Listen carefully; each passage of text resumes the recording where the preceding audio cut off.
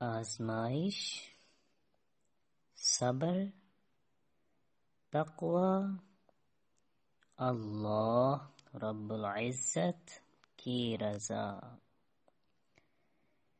جب انسان پہ آزمائش آ جائے، اگر وہ صبر کر لے، مطلب اللہ رب العزت کی رضا میں راضی ہو جائے تو تقوی جیسی دولت میسر ہو جاتی ہے، اور تقوی آ جانے سے اللہ رب العزت کی رضا حاصل ہو جاتی ہے۔